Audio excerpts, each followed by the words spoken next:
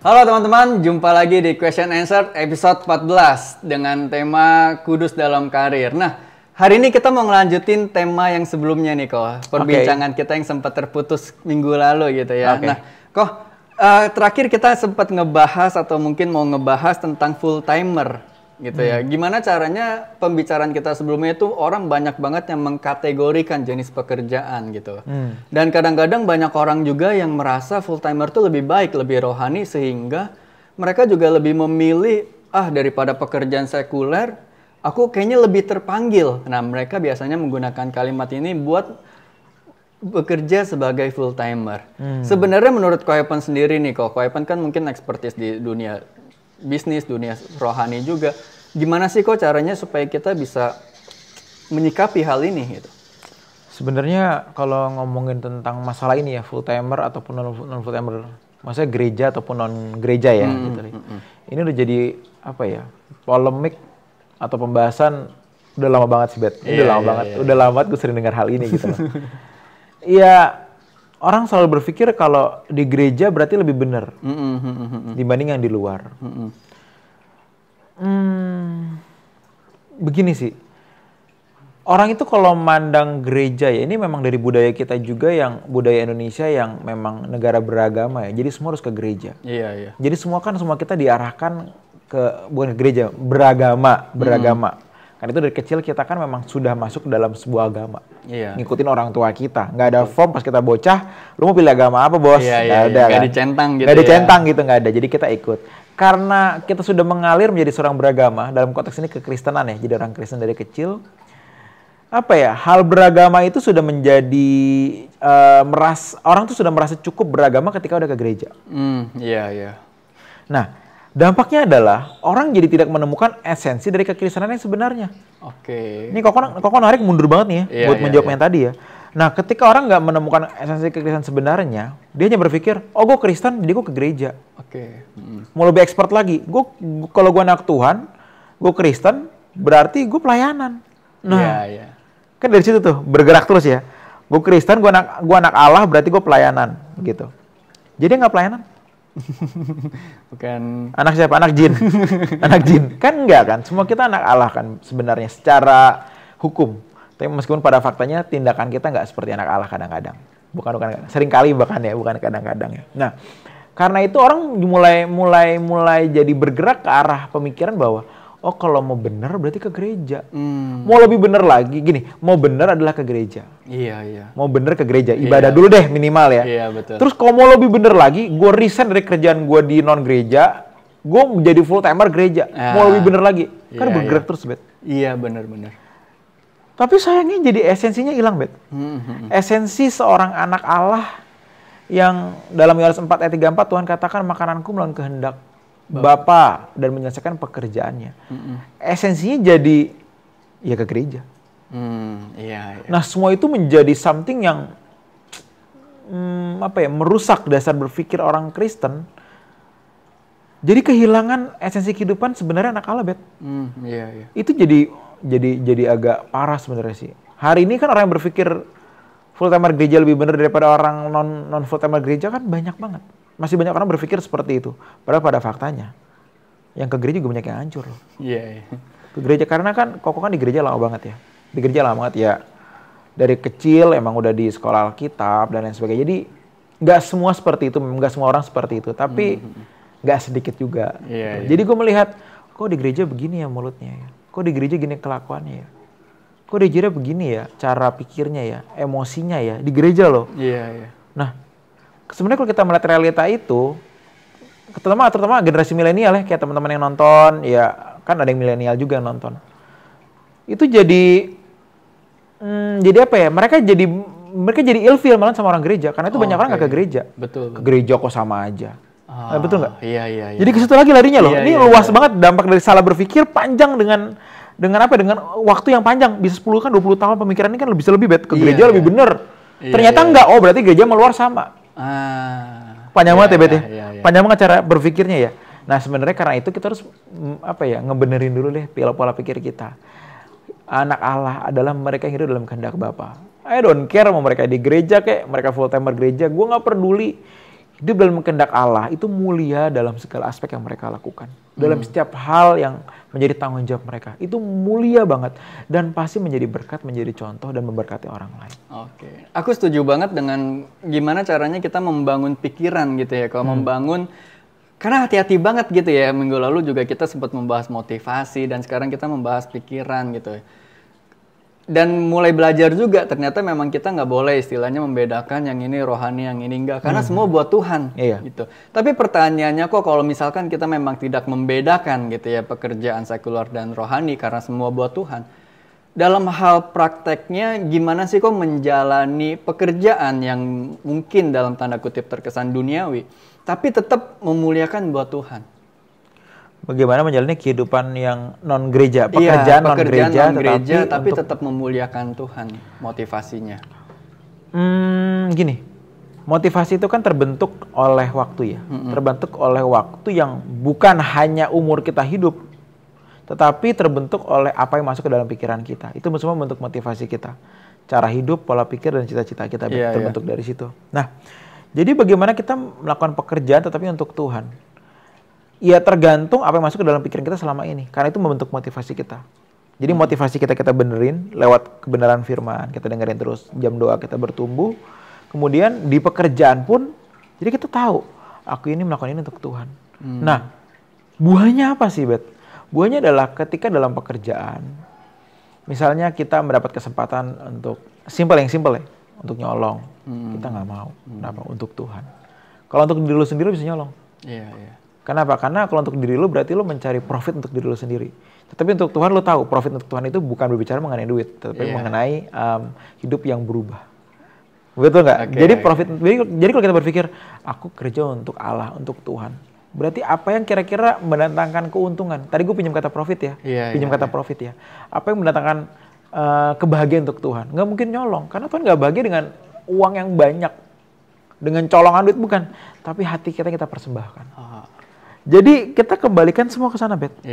Nah, buahnya itu tadi nggak nyolong sama teman. Misalnya kita nge-kick orang, nyingkirin orang di pekerjaan ya, supaya kita naik jabatan gitu ya. Kalau untuk diri lu sendiri lu bisa begitu. Kenapa? Karena profit lu di situ. Kedagingan lu, profit lu di situ. Tapi kalau untuk profit tanda kutip ya, untuk Tuhan ya, mendatangkan kebahagiaan untuk Tuhan ya, lu tahu, lu nyikut orang, Tuhan nggak happy. Lu nggak mungkin mendatangkan profit apapun, kesenangan apapun untuk Tuhan ketika lu nyikut orang. Dan lu tahu, semua orang tahu, untuk bisa mendatangkan kebahagiaan bagi Tuhan adalah ketika kita rendah hati, nggak sombong. Orang mau nyingkirin kita juga ya udah. Betul nggak? Jadi kan larinya ke sana ya. Karena itu buahnya kan kelihatan, Bet. Buahnya kan kelihatan gitu. Dibutuhkan kelapangan dada banget ya kok ya. Tapi kalau memang buat Tuhan sih harusnya sih memang udah nggak butuh gitu lagi ya, nggak butuh menghela nafas lagi kok. Iya, sebenarnya begitu. Yang Tuhan atur kok. Oke, jabatan lu di situ aja. Tapi kalau Tuhan berkenan, ya udah. Dan Tuhan nggak mungkin membiarkan kita nggak bisa makan. Iya, betul. Tapi kan kita pengen kaya banget. Jadi kita pengen naik jabatan dan segala macam. Padahal itu Tuhan nggak suka banget. Oke. Nah, kok ini kan kita udah mulai berlari ke tujuan ya. Dan ada satu pengalaman unik juga dari teman kita. Dia dilema dalam posisi dia mungkin bekerja sebagai administrasi di sekolah atau mungkin asisten guru gitu ya. Yang bekerjanya harus menginput nilai. Nah, tapi masalahnya ada beberapa guru atau mungkin sistem dalam sekolahnya yang memainkan nilai. Khususnya buat teman-teman yang mungkin nilainya kurang baik. Supaya nanti di semester berikutnya mereka nggak perlu ngulang karena mungkin ada masalah biaya dan lain-lain. Dia sendiri sebenarnya nggak nyaman untuk bisa bekerja seperti itu. Tapi di lain sisi banyak banget tekanan-tekanan seperti itu yang mengharuskan dia berbuat kayak gitu. Nah gimana nih kok? Ini kan mungkin kena banget nih dengan tema kita hari ini kok. Bagaimana menurut Ko Evan langkah-langkah apa sih yang harus dilakukan kok? Jadi intinya nih si guru ini harus memberikan nilai yang baik di sama sekolah, supaya meluluskan anak-anak muridnya gitu loh. Nah yang Koko nggak tahu adalah alasannya apa? Alasannya apa dulu? Karena gini loh, memberikan nilai yang bisa menolong, bukan berarti bisa menolong, bukan yang bisa menolong itu juga mestinya dari sudut pandang tertentu, Bet. Misalnya begini, kita ngajar di pedalaman hutan mana gitu. anak-anak ini umurnya sama-sama 10, misalnya umur 12 tahun. Kita ngajar di Jakarta umur 12 tahun. Beda loh. Iya. Bukan berarti daerah lebih, bukan berarti kualitas orangnya lebih bodoh, enggak. Tapi kan pendidikannya bisa jadi beda. Kan kita kan Koko kan di pelayanan di sekolah ya. Jadi cukup melihat hal ini gitu loh. Itu yang justru harus kita sama-sama tolong negara inilah gitu ya. Iya. Itu kita nggak bisa sembarangan. Wah, nggak bisa, kalian harus ke orang Jakarta dong. Oh, bener, setuju. Tetapi pada faktanya nggak semua guru seperti itu. Nggak semua guru seperti itu. Bahasa Inggris deh. Coba kalau kita ngajar di pedalaman. Beda loh mas, jangan di kota. Iya, betul. Beda loh. Bahasa Inggris deh, itu paling kelihatan ya. Iya. Terus gimana? Ikutin standar kota? Nggak bisa juga dong. Kita harus melihat mereka dari latar belakangnya. Pendidikannya, ekonomi, keluarga. Ini banyak banget yang harus dilihat loh. Nah, karena itu bukan berarti nggak bisa nolong. Nolong ya boleh, tetapi sebatas apa? Kalau misalkan bener-bener bodoh banget ya, misalnya nilai hancur banget, terus kita katrol, gitu ya, sampai lulus ya, kasihan dia nanti struggle. Begitu lulus atau begitu naik, dia lebih struggle lagi, misalnya gitu. Apalagi kalau dia dari daerah ke kota, wah lebih struggle lagi. Karena saya punya teman yang pernah pengalaman begitu gitu loh, jadi lebih struggle lagi, Bet. Gimana tuh kok? Jadi dia dilulusin di daerah dia, supaya bisa, terus dia kan mau lanjutin di kota. Struggle di kota, karena nggak tahu ya, padahal kan kurikulum harusnya sama ya, bingung juga makanya. Jadi dia beda gitu loh, jadi bingung bahasa Inggrisnya terutama yang paling berasa. Nah kan kayak begini-begini harus kita pertimbangkan, harus dipertimbangkan. Nah kalau kasus tadi yang Abed cerita soal guru itu ya nggak bisa, gue mesti jawab banyak, Bet. Karena kenapa? Apakah ini orang begitu pelit nilai juga nggak gitu bagus-bagus banget juga sebenarnya. Karena kan gue dosen juga ya. Kemarin gue baru nguji skripsi. Gue tahu S1 ya. Nggak bisa gue letakkan standar, kan gue kan lagi berdokter juga nih, Bet. Lagi S3 juga. Nggak mungkin gue taruh standar gue sama dia sepenuhnya. Kasian loh. Waktu kita S1 skripsi kan, kalau kita ngeliat hari ini, Abed kan udah S2 kan? Gue udah ambil S3. Kalau kita ngeliat S1 kita kan kayak, dulu gue banyak belonnya gitu kan ya. Dulu kok gini aja nggak bisa. Iya, gue nggak bisa. Sekarang kayaknya gue lebih paham gitu. Kenapa? Ya karena kita udah melewati. Ya mereka belum. Ya kita mesti paham. Standarnya di mana nih? Gitu. Nah kalau kasusnya tadi mungkin Abed cerita, sorry kepanjangan jawabannya mungkin. Lihat dulu latar belakangnya. Mungkinkah gurunya itu yang pelit? Jadi udahlah, kamu jangan terlalu pelit. Maybe loh, bisa jadi loh. Jadi mesti dilihat secara luas, Bet. Begitu. Tapi esensinya dapat ya? Iya, dapat. Tapi memang ini mungkin spesifik case ya, mungkin jawabnya juga mungkin nggak bisa lengkap, tapi mungkin memang dapat inti-intinya yang bisa jadi pondasi dia. Ada satu pertanyaan menarik kok dari salah satu teman kita, ini mungkin agak berbeda nih sama pertanyaan-pertanyaan yang lain. Kalau misalkan yang lain punya mimpi untuk gimana cara bangun asrama, bisa membantu orang, dan gimana caranya berbuat baik segala macam gitu ya. Teman kita ini punya mimpi membangun kasino dan membangun kasino dan hal-hal yang mungkin ya seperti itulah kok. Membangun kasino dan ide-ide bisnis yang mungkin terkesan agak di mata orang itu agak unik ya, dalam arti jarang nih orang yang mau bergerak ke arah sana gitu kan. Bahkan mungkin dia sempat bilang mau bikin kartel gitu. Jadi kartel ya. Nah ini kan cukup unik kok. Gimana caranya biar kita bisa memiliki mimpi dan ambisi yang juga baik sebenarnya? Oke. Buat polisi yang dengerin ini belum kok, ini hanya pikiran dia aja kok. Jangan dicari ya, Pak. Jangan dicari ya, Pak. Begini loh. Hidup itu harus gini loh. Ada pribadi yang disebut Tuhan. Kita percaya ada Allah. Kenapa kita nggak tanya? Aku mau ini, aku mau itu, kenapa nggak tanya? Kenapa sih kita hidup based on ourselves gitu loh? Cuman based on ourselves gitu loh. Gue pengen bikin ini nih. Gue pengen bikin begini nih. Gue pengen bikin begini nih. Kita kalau hanya hidup berdasarkan diri kita sendiri, kita bisa kemana-mana, hancur kemana-mana, Bet. Karena diri kita kan memiliki banyak motivasi, landasan berpikir yang berbeda-beda. Misalkan membangun kasino, ya Tuhan suruh, Tuhan oke. Oh Tuhan oke kok, oke.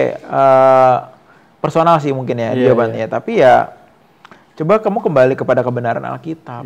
Bener nggak berjudi dan lain sebagainya gitu loh. Bikin kartel ya, narkoba misalnya gitu ya. Terus misalnya dia ngomongin orang, misalnya yang nanya, kok Tuhan nyuruh aku jualan narkoba misalnya gitu. Itu kan sifatnya personal ya. Kan ada orang yang juga sekarang suka aneh-aneh begitu loh, Bet. Iya. Gue gak bilang enak begitu ya.